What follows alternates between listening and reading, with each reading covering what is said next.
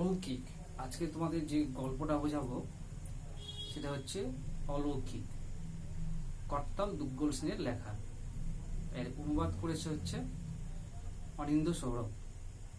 Short question আসবে যেরকম ব্যাপার, অলৌকিক গল্পের অনুবাদ কে করেছে, তাহলে কি হবে? অনিন্দ্য সৌরভ। তোমাদের লেখকের সম্পরিচিতি যেটা আছে সেটা তোমাদের হোয়াটসঅ্যাপে আমি পাঠিয়ে দিয়েছি, সেটা দেখে নিও। আমি এখানে বলতে গেলে অনেকটা সময় লেগে যাবে, আমি লেখকের পরিচিতিটা আর বলছি না, আমি ডাইরেক্ট একদম গল্পতে চলে যাচ্ছি। দেখো,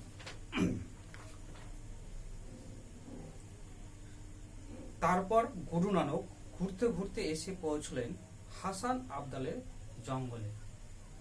ঠিক আছে, কোথায় এসে পৌঁছালো? হাসান আবদালের জঙ্গলে। মানে একটা গল্পের মানে অলৌকিক গল্পটা একটা ধরনের ছোট গল্প, সেখান থেকে মানে গল্পটা হচ্ছে মূল উৎস যে আছে উৎস থেকে ছোট করে নেওয়া হয়েছে, বুঝলি না? মানে হঠাৎ করে শুরু। ভয়ানক গরম পড়েছে, গনগনে রোদ, চারদিকে শুনশান, পাথরের চায়, ধুধু বালি, ঝলসে যাওয়া শুকনো গাছপালা। পাথরের চাই বলতে কি বলতো? পাথরের টুকরো। ঠিক আছে, এটা কোথায় বলছে? এটা একটা মরুভূমি এলাকার নাম কি বলছে? হাসান আবদালের জঙ্গল। ঠিক আছে, কোথাও একটা মা জনমানুষ নেই। তারপর কি হলো মা? আমি কৌতূহল হয়ে উঠি। কে বলছে এটা বলতো? লেখক বলছে। কাকে বলছে? তার মাকে বলছে। তাহলে এই গল্পটা কার কাছ থেকে শোনা? লেখকের মার কাছ থেকে শোনা। ঠিক আছে, গুরু নানক আত্মমগ্ন হয়ে হেঁটে যাচ্ছেন, হঠাৎ শীর্ষ মর্দনার জল তেষ্টা পেল। ঠিক আছে, কে যাচ্ছে? গুরু নানক। ঠিক আছে, আর তার কার জল তেষ্টা পেল? তার শিষ্য গুরু নানকের। কিন্তু কোথাও জল। গুরু বললেন, ভাই মর্দনা, সবুর করো। ঠিক আছে, সবুর বলতে একটু ওয়েট করো। ঠিক আছে, পরের গায়ে গেলেই পাবে জল। কিন্তু তার কাকুতি মিনতি শুনে গুরু নানক দুশ্চিন্তায় পড়লেন। অনেক দূর পর্যন্ত জল পাওয়া যাবে না, অথচ সে বেঁকে বসলে সবাইকে ঝক্কি পাওয়াতে হবে। একে তো মরুভূমি এলাকা, প্রচন্ড গরম। এবার ওর যদি শরীর স্বাস্থ্য খারাপ, শরীর যদি খারাপ হয়ে যায় বা যে একঘেয়েমি জেদ করে, তাহলে কি তার সাথে যে গুরু নানকের যে আরো শিষ্যগুলো আছে তারও তো আরো শরীর খারাপ হবে এই যে তপ্ত রোদে। ঠিক না? ওই জন্য বলছে সবাইকে ঝক্কি পাওয়াতে হবে। গুরু বোঝানোর চেষ্টা করলেন, দেখো মর্দনা, কোথাও জল নেই। এই যে এই মরুভূমি এলাকা, এখানে কোথাও তুমি জল পাবে না। ঠিক আছে, খানিকক্ষণ অপেক্ষা করো, এটাকে ভগবানের অভিপ্রায় বলে মেনে নাও। ঠিক আছে, কি বলে মেনে নিতে পারছো? ভগবানের অভিপ্রায়। মর্দনা তবু নড়তে রাজি নয়, সেখানেই বসে পড়ে। এগোবার আর উপায় নেই। গুরু গভীর সমস্যায় পড়লেন। ঠিক আছে, মর্দনার একগুঁমি দেখে হাসি পেলেও সে সঙ্গে বিরক্ত হলেন। মানে একদিকে তোমার ওর একগুঁমি দেখে বাচ্চার মতন করছে, তো হাসি পেলো, তার সঙ্গে বিরক্ত হলো যে কি বাচ্চার মতন জেদ করছে। ঠিক আছে, পরিস্থিতি দেখে ধ্যানে বসলেন তিনি। কে বসলেন? গুরু নানক। ঠিক আছে, চোখ খুলে দেখেন মর্দনার তেষ্টায় চোটে জল ছাড়া মাছের মতো ছটফট করছে। এমন করছে যেমন জল থেকে মাছকে উঠালে যেমন ছটফট করছে, সেরকম ছটফট করছে কে? মর্দনা। ঠিক আছে, সদ্গুরু তখন ঠোঁটে হাসি ফুটিয়ে বললেন। সদ্গুরু বলতে কার কথা বলা হচ্ছে? গুরু নানকের কথা বলা হচ্ছে। হ্যাঁ, ভাই মর্দনা, এখানে পাহাড়ের চূড়ায় বলিকান্ধারী নামে এক দরবেশের কুটির বেঁধে থাকেন। কে থাকে? বলিকান্ধারী নামে এক দরবেশ কুটির। ঠিক আছে, ওর কাছে জল পেতে পারো। এই দরবেশের কাছে যাও, তাহলে তুমি জল পেতে পারো। এর তলাটে ওর কুয়ো ছাড়া আর কোথাও জল নেই। তাহলে কার কাছে জল আছে? বলিকান্ধারী। তিনি কে? একজন দরবেশ। ঠিক আছে, তারপর কি হলো মা? মর্দনা জল পেল কিনা জানবার তার তর সইছিল না। মানে যে একটা দেখবে বাচ্চা ছেলেদের মধ্যে কৌতূহলী থাকে, যখন হয়তো গল্প করতে করতে থেমে গেলে তখন কোশ্চেন করে যে কি হলো, কেন হলো, ঠিক আছে। এবার ওর মা থেমে গেছিল, তোমার লেখকের মা। তাই লেখক বাল্য বয়স ছিল, ছোট ছিল, তাই বারবার করে জিজ্ঞেস করেছে, মা কি হয়েছে, তারপরে কি হলো ঘটনাটা। মর্দনা শুনে ছুটে গেল, একে তেষ্টায় কাতর, তার উপর মাথায় গনগনে রোদ ঘেমে নিয়ে পাহাড়ে উঠছে। রোদ্রে এমনি শরীর ক্লান্ত, জলের জন্য একদম তেষ্টাতে সে একদম যায় যায় অবস্থা। সেই অবস্থায় পাহাড়ে ওঠা চারটে এখানে ব্যাপার না, তাও সে জলের খাওয়ার আশায় সে পাহাড়ে চললো। হাঁপতে হাঁপতে শেষ অব্দি অনেক কষ্ট উঠতে পারলো। বলিকান্ধারীকে সেলাম জানিয়ে জল চাইলে তিনি কুয়োর দিকে ইঙ্গিত করলেন। বলিকান্ধারী কাছে যখন জল চাইল, বলিকান্ধারী ঠিক আছে, এই যে এখানে কুয়ো আছে, তুমি যাও, সেখানে জল পেয়ে যাবে। সে কুয়োর দিকে এগুলো হঠাৎ একটা প্রশ্ন জাগলো ওর মনে। কার মনে প্রশ্ন জাগলো বলো তো দেখি? শিষ্য মর্দনা না বলিকান্ধারী? বলিকান্ধারীর মনে। মানে কেন বলতো? যে লোকটা কে, কোথা থেকে আসলো, ঠিক আছে। জিজ্ঞেস করলেন, কোত্থেকে আসছো? মর্দনা জানায়, আমি পীর নানকের সঙ্গে, ঠিক আছে, ঘুরতে এসে পড়েছি, বড্ড তেষ্টা পেয়েছে, কিন্তু নিচে কোথাও জল নেই, ঠিক আছে। নানকের নাম কানে যেতে বলি রেগে গিয়ে তাকে সঙ্গে সঙ্গে তাড়িয়ে দিলেন। যখনই গুরু মর্দনা তোমার হচ্ছে গুরুর কথা শুনলেন, ঠিক আছে, তখনই কিন্তু তোমার বলিকান্ধারী তাকে তাড়িয়ে দিল। যেহেতু যখন শুনলো যে হ্যাঁ এই মর্দনা হচ্ছে গুরু নানকের শিষ্য, তখন, ঠিক আছে। সমস্ত বৃত্তান্ত শুনে গুরু হাসেন, মানে গুরু নানক।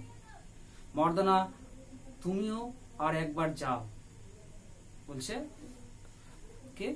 গুরু নানক তার শিষ্য মর্দনাকে আবার আরেকবার যেতে বলছে, ঠিক আছে। এবার নম্রভাবে বলবে, আমি নানক দরবেশের অনুচর। দরবেশের অনুচর বলতে দরবেশের শিষ্য।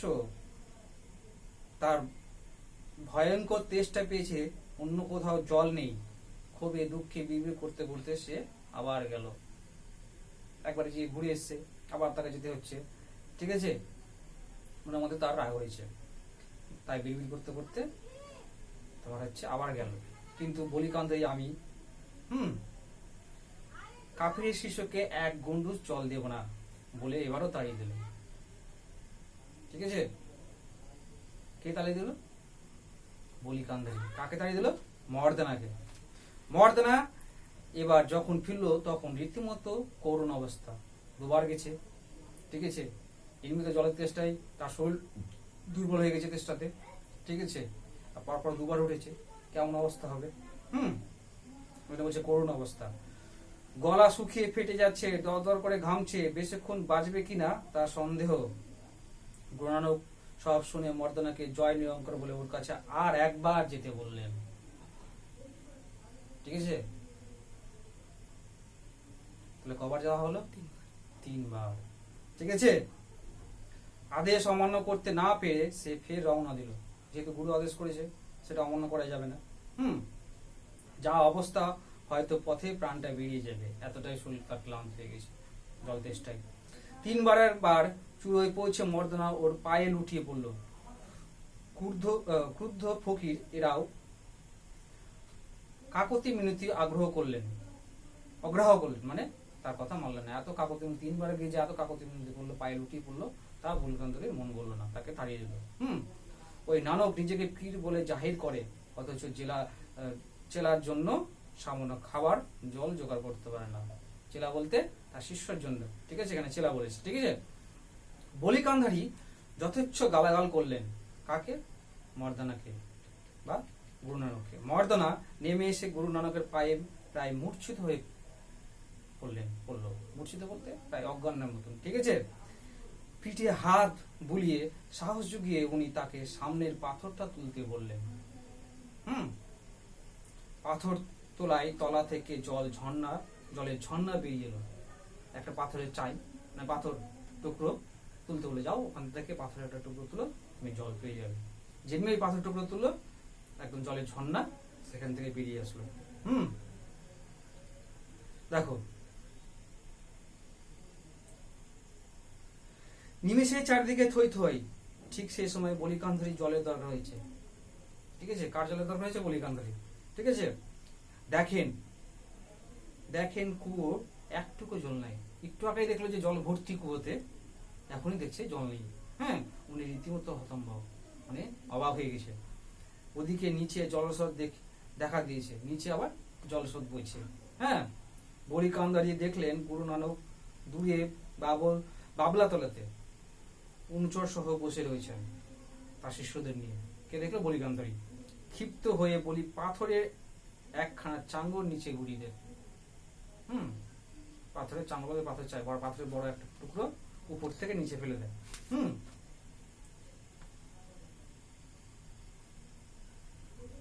দেখো, নিচে গড়িয়ে দেন। দৃশ্যটা দেখে মর্দনা চেঁচিয়ে উঠতে গুরু নানক শান্ত স্বরে জয় নিরঙ্কার ধ্বনি দিতে বললেন। জয় নিরঙ্কার ধ্বনি। কাছে আসতে উনি হাত দিয়ে পাথরটা থামিয়ে দিলেন। হাসান আব্দুল্লাহ, এখন যার নাম পাঞ্জা সাহেব, আগে যে অঞ্চলটার নাম ছিল হাসান আব্দুল মরুভূমি এলাকায়, সেটার নাম আছে এখন কি? পাঞ্জা সাহেব। গুরু নানকের হাতের ছাপ ওতে আজও লেগে রয়েছে। যে পাথরের জায়গাকে থামিয়েছিল, ঠিক আছে, সেটা হাতের ছাপটা ওই পাথরের উপরে পড়ে গেছে। কত শক্তিশালী ছিলেন। গল্পটা শুনতে বেশ ভালো লাগছিল, কিন্তু হাত দিয়ে পাথরের চাই থামিয়ে দেবার ব্যাপারটা মেজাজ বিগড়ে দিল। কার বলতো মেজাজ বিগড়ে দিল? লেখকের। ঠিক আছে, এ কি আদৌ সম্ভব? একটা মানুষ কি হয়ে পাথরের চাঙ্গর থামিয়ে দেবে? ঠিক আছে, ওতে কিনা আজও হাতের ছাপ লেগে আছে। বিশ্বাস হলো না। মনে হয় পরে কেউ খোদাই করেছে। মার সঙ্গে তর্ক শুরু করি। লেখক বলছে না, এটা হাতে কেউ খোদাই করে রেখেছে, দিয়ে বলছে না গুরু নানকের হাতের ছাপ। ঠিক আছে, এটা নিয়ে কার সাথে তর্ক শুরু করে? তার মার সঙ্গে। পাথরের তলা থেকে জল বেরিয়ে আসার ব্যাপারটা মেনে নেওয়া যেতে পারে। এটা বৈজ্ঞানিক পদ্ধতি। দেখবে আমাদের মাটির নিচে জল থাকে, জল থেকে আমরা মাটির নিচ থেকে জল তুলি। বিভিন্ন ধরনের তোমার পাম্পের মাধ্যমে ধরো নাও, বা ধরো মেশিনের মাধ্যমে কি জল তোলা হয়, টিউবওয়েলের মধ্যে জল তোলা হয়, সেটা সম্ভব বৈজ্ঞানিক পদ্ধতিতে। কিন্তু পাথরের চাইটাকে যে থামিয়ে দেওয়া হাত দিয়ে, সেটা অসম্ভব মনে হয়। বৈজ্ঞানিক পদ্ধতিতে জলের উৎস আবিষ্কার করা যেতে পারে, কিন্তু পাহাড় থেকে গড়িয়ে পড়া চাঙ্গর হাত দিয়ে থামিয়ে দেওয়া কিছুতেই বিশ্বাস হলো না। মুখের ভঙ্গিতে মনের ভাবটা ফুটে ওঠায় মা চুপ করে গেলেন। যে মার সাথে তর্ক করছিল, এই করছিল, মা আর কিছু বললেন, চুপ করে গেল। গড়িয়ে পড়া পাথর কি হয়ে থামবে? গল্পটা মনে পড়লেই হাসি পেত। কার? লেখকের। গল্পটা বার কয়েক গুরু দ্বারাতেও শুনেছে। কে শুনেছে? লেখক। কিন্তু এই ব্যাপারটাতে সবসময় মাথা বাঁকে গিয়েছি। ভ্যাট খবর, গোজামিল, কেউ হয়তো পরে গিয়ে পাথরে খোদাই করে রেখেছে, ওটা নিয়ে হাসে। এটা অসম্ভব। গল্পটা আমাদের স্কুলে শোনানো হলো, পাথরের ব্যাপারটা নিয়ে মাস্টারমশাইয়ের সঙ্গে তর্ক করলাম। ঠিক আছে, যারা পারে তাদের পক্ষে মোটেই অসম্ভব না বলে উনি আমাকে চুপ করে দিলেন। কে? শিক্ষক মহাশয় লেখককে। তবু বিশ্বাস হলো না পাথরের চাঙ্গর কেউ থামাতে পারে। আমার চেঁচিয়ে উঠতে ইচ্ছা করছে। মানে এই যে এটা কথা, ফ্যাট কথা, এই কথার কোনো ওয়েট নেই, দাম নেই, মিথ্যা একদম, বানানো গল্প একটা। এটা নিয়ে মনের মধ্যে তার রাগ হয়। ওই জন্য বলছে আমার চেঁচিয়ে উঠতে ইচ্ছা করতো। কিছুদিন পর শুনলাম পাঞ্জা সাহেবে শাখা হয়েছে। শাখা মানে কি বলতো? শাখা হলে তোমার হচ্ছে বাড়িতে অনন্ধন। আমি এই তথ্যটা আমি আরো ডিটেলসে বলবো, আর পরের পেজে যাবো, যখন বলবো তখন বুঝে যাবে শাখা জিনিসটা কি। এইটুকু মনে রাখো, শাখা হলে কি হয়? বাড়িতে অরন্ধন, মানে রান্না করা হয় না। সেকালে ঘন ঘন শাখা হতো। এই শাখাটা প্রায়ই হতো।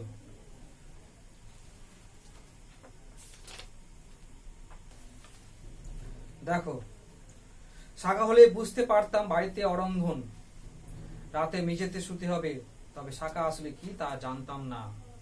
দেখো, আমাদের গা থেকে পাঞ্জা সাহেব তেমন দূরে না, মানে লেখকের গ্রাম থেকে পাঞ্জা সাহেব খুব একটা দূরে না।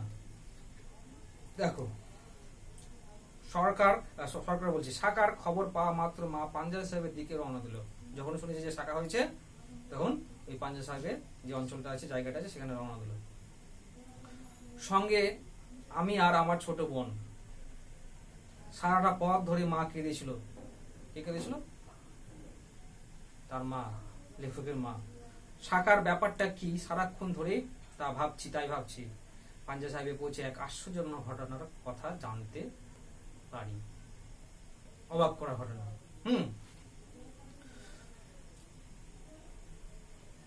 যখন লেখক এই গল্পটা লিখেন, তখন কিন্তু তোমার হচ্ছে, তখন কি বাল্যকালে তিনি শুনেছিলেন, সেই সময় যখন বাল্যকালে যখন ছিলেন, তখন কিন্তু ভারতবর্ষ স্বাধীন হয়েছিল না। ঠিক আছে, মানে দেখো ফিরিঙ্গি মানে ইংরেজ, ব্রিটিশদের কথা বলছে। দূরের শহরে ফিরিঙ্গিরা নিরস্ত্র ভারতীয়দের উপর গুলি করেছে। আবাল বৃদ্ধ বনিতা সবাই আছে মৃতদের মধ্যে। তোমরা পড়েছিলে পাঞ্জাবের জালিয়ানওয়ালাবাগের হত্যাকাণ্ড, ঠিক না? বাকিদের অন্য শহরে জেলে পাঠানো হচ্ছে। কয়েদিদের যদিও খিদে তেষ্টায় সব মরার মতো অবস্থা, তাও হুকুম হয়েছে তাদের ট্রেন যেন কোথাও না থামে। মানে না খেতে পেয়ে মরার মতন অবস্থা, তাও কিন্তু সরকারের অর্ডার, ফিরিঙ্গিদের অর্ডার যেন কোনোভাবে ট্রেনটা যেন না থামে। পাঞ্জা সাহেব লোকজন খবরটা পেয়ে সবাই উত্তেজিত। পাঞ্জা সাহেবের গুরু নানক মর্দানার তেষ্টা মিটিয়েছিলেন। সেই শহরে দিয়ে খিদের তেষ্টায় কাতর কয়েদিদের ট্রেন যাবে হতে পারে না। পাঞ্জা সাহেব তার শিষ্য মর্দানা কি তেষ্টা মিটিয়েছিল, আবার সেই শহর দিয়ে কি দেশের বিপ্লবীরা যাবে তারা না খেয়ে, সেটা কখনোই হতে পারে না। ঠিক হলো, ট্রেনটা থামানো হবে। স্টেশন মাস্টারের কাছে আবেদন জানানো হলো, টেলিফোন টেলিগ্রাম গেল, তবুও ফিরিঙ্গিদের হুকুম, কিছুতেই ট্রেনটা থামানো যাবে না। এদিকে ট্রেনের মধ্যে স্বাধীনতা সংগ্রামী দেশপ্রেমিকেরা খিদেই কাতর, জল রুটির ব্যবস্থা নেই। সেখানেই ট্রেন থামানোর কোনো ব্যবস্থা হয়নি। তবু লোকজন ট্রেনটা থামাতে বদ্ধপরিকর। শহরবাসীরা তাই স্টেশনে রুটি, পায়েস, লুচি, ডাল করে রাখে।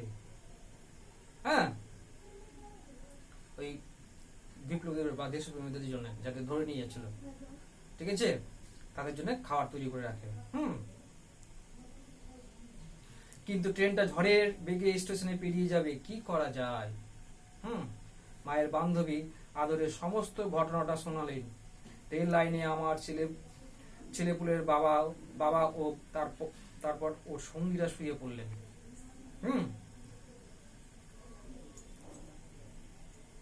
দেখো, মানে সবাই শুয়ে পড়লো যে ট্রেনটাকে থামাবে, যেভাবে হোক থামানো হবে এবং তাদের খাওয়ার ব্যবস্থা করা হবে। ওদের পিছনে এক একজন করে আমরা বউ বাচ্চারা তীক্ষ্ণ হুইসেল দিতে দিতে ট্রেনে এলো। গতি আগেই কমেছে, কিন্তু থামলো অনেক দূরে এসে। দেখি ওর বুকের উপর দিয়ে চাকা, তারপর ওর সঙ্গীর বুকের উপর দিয়ে আমি চোখ বুঝলাম ট্রেনটা যে তার ট্রেন লাইনে বসেছিল তাদের উপর দিয়ে চলে গিয়েছিল। চোখ খুলে দেখি ট্রেনটা একেবারে আমার মাথার কাছে এসে থেমেছে। কার কাছে? একদম লেখকের মাথার কাছে এসে। পাশে শুয়ে থাকা সকলের বুক থেকে জয় নিরঙ্কার ধ্বনি বেরোচ্ছে। ট্রেনটা পিছুতে লাগলো, লাশগুলো কেটে দুমড়ে মুচড়ে গেল। সচক্ষে দেখেছি খালপাড়ের সেতুটার দিকে রক্তের স্রোত, মানে এতটাই এত লোকজন মারা গেছিল, কেটে গেছিল, রক্তের বন্যা বইছিল, স্রোত বইছিল। অবাক বিহ্বল বসে আছি, মুখে কথা নেই। সারাদিন এক ফোঁটা জল মুখে দিতে পারেনি। ঠিক আছে, সন্ধ্যায় ফেরার পথে মা ছোট বোনকে পাঞ্জা সাহেবের গল্প বলছিল। গুরু নানক মর্দানার সঙ্গে কিভাবে এই রাস্তায় এসেছিলেন, তেষ্টা পেলে গুরু নানক কোন পরিস্থিতিতে তাকে বলিকান্দ্রির কাছে পাঠিয়েছিলেন, বলিকান্দ্রি কিভাবে তিনবার মর্দানাকে ফিরিয়ে দিয়েছিলেন, গুরু নানক তাকে কখন পাথর তুলতে বললেন, কিভাবে মাটি ফুঁড়ে ঝর্ণা বেরিয়েছে, তাতে বলিকান্দারি ক্ষিপ্ত হয়ে পাথরে বড় চাঙ্গর চাপ গড়িয়ে দেয়। মর্দানা ঘাবড়ে গেল। গুরু নানক জয় নিরঙ্কার বলে কিভাবে হাত দিয়ে সেটিকে থামিয়ে দেন। সব এই ঘটনাগুলো যেমন লেখককে বলেছিল, লেখকের বোনকেও লেখকের মা বলছিল। শুনতে শুনতে ছোট বোন মাকে বাধা দিল, কিন্তু একটা মানুষ কিভাবে পাথরের এত বড় একটা চাঙড় থামাবে, মানে পাথরের টুকরোকে। জিজ্ঞাসা শোনো, অমনি আমি বলে উঠি, ঝড়ের বেগে ছুটে আসা ট্রেনটা থামানো গেল। পাথরের চাই থামানো যাবে না, অত বড় ট্রেনটাকে যদি থামানো যায়, ঠিক আছে, তাহলে কি পাথরের চাইটাকে থামানো যাবে না? আমার চোখে জল, কোনো কিছু পরোয়া না করে জীবন তুচ্ছ করে ট্রেনটা থামিয়ে যারা খিদের তেষ্টায় কাতর দেশবাসীকে রুটি জল পৌঁছে দিয়েছিল চোখের জলটা তাদের জন্য। এই যে চোখের জলটা কাদের জন্য? যারা এই যে দেখো ওই বিপ্লবীদের জন্য নিজের প্রাণ দিয়ে খাবারটাকে পৌঁছেছিল, তাদের জন্য চোখের জলটা। এই গল্পটাতে তোমরা কি পেলে? দুটো ঘটনা ভালো করে মনে রাখবে। প্রথমে কি তোমার গুরু মর্দানার জল তেষ্টা মেশানো, জল তেষ্টা মেশানো, যে গুরু নানক যে মর্দানাকে যে জল তেষ্টা মিটিয়েছিল তার একটা ঘটনা বর্ণনা পেয়েছিলাম।